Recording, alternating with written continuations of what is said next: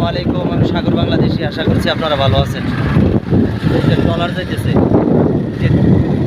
ব্রিজের উপরে দাঁড়াইলাম, বৃষ্টি পড়তেছে, বৃষ্টিতে ভিজে ভিজে আপনাদেরকে ভিডিও করে এত সুন্দর জায়গা দেখাই।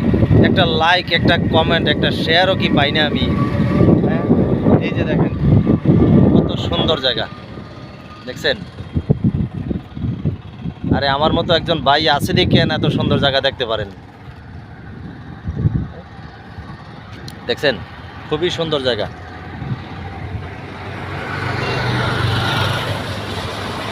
এই যে ব্রিক ফিল্ড পানির নিচে ডুবে গেছে, পানি আরও বাড়বে, অনেক বাড়বে এটা।